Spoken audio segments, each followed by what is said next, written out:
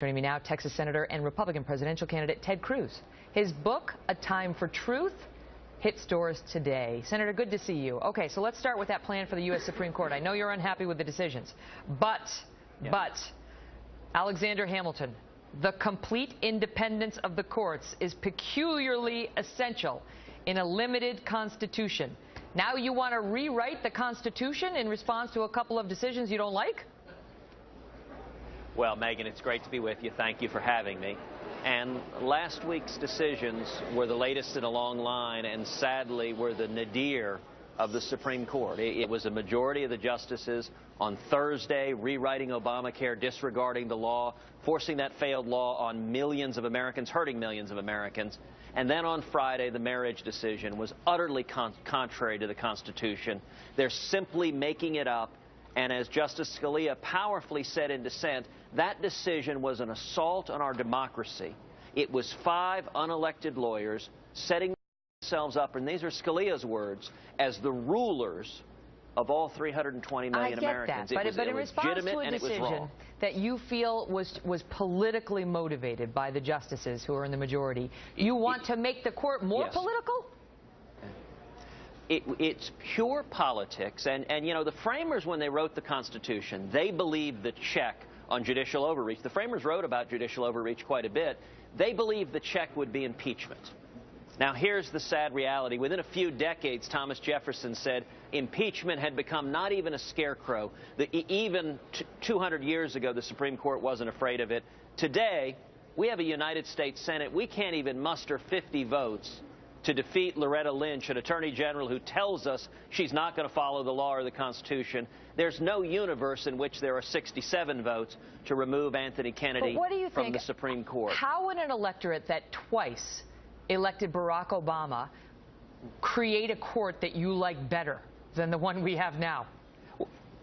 Well, let's be clear. What I'm talking about are judicial retention elections, which means you'd have the same appointment, the same Senate confirmation.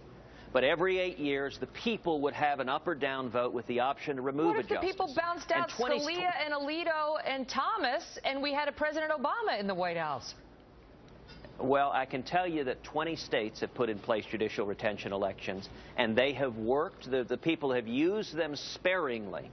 But the alternative is, who in their right mind would design a system where every major public policy issue of the day is decided not by the people, not by the Constitution, not by elected representatives, but by 9 elite lawyers in Washington, D.C. As Justice Scalia observed in dissent, all 9 of them, they either graduated from Harvard or Yale. The 8 of the 9 are from the East Coast or the West Coast. Yes, I graduated from Harvard, too. As you know, Dad refers to my time up there as missionary work. You know, I think the problem was that I didn't learn what they wanted me to learn there. I was a little too thick-headed to be indoctrinated when I was up there. Well, you worked for a justice who was respected by many, the Chief Justice, William Rehnquist, when you clerked on the Supreme Court. And I want to ask you about this because one of the stories that I thought was so great out of your book was about Justice Thomas. When you clerked for the Supreme Court, you're a young guy, you go up there, you're clerking for the Chief Justice, but Justice Thomas agreed to see a little boy, a little African-American boy, who was paying a visit to the court, and tell the viewers what happened. Well, sure. My co-clerk is a professor at Notre Dame now. He had lived the previous year in Little Rock, Arkansas, and he and his wife had tutored this young African-American boy named Carlos, who was a 7th grader. And Carlos had never left Arkansas. They decided to fly him to D.C., and they asked if any of the justices would meet with him. And 2 of them did. Ruth Bader Ginsburg, it was very, very nice of her to meet with him. And then Justice Thomas sat down with this little boy, spent 2 hours talking with this junior high kid. And I got to tell you, what particularly impressed Carlos was Justice Thomas is a big Dallas Cowboys fan. He had a framed picture of himself with Troy Aikman. And the Supreme Court didn't matter much at all to Carlos, but the Dallas Cowboys, that was cool.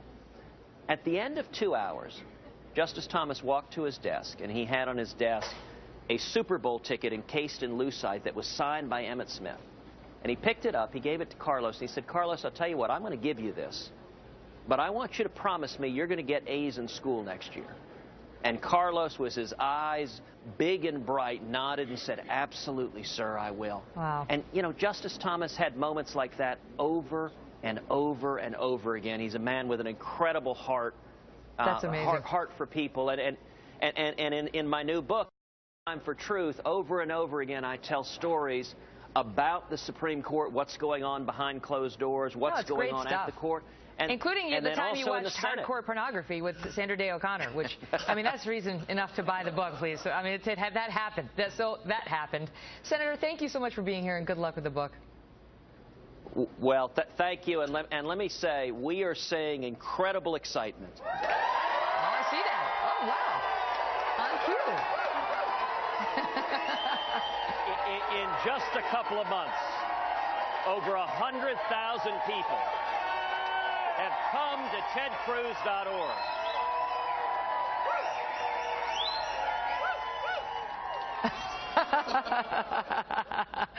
That's good. 100,000 people have come to tedcruz.org. Tonight at midnight is the end of our fundraising quarter. We're at a packed fundraiser here in Houston. All right. And I would encourage your supporters, come to tedcruz.org. Thank you, and God bless you. Good luck. Thank you very much. We appreciate it.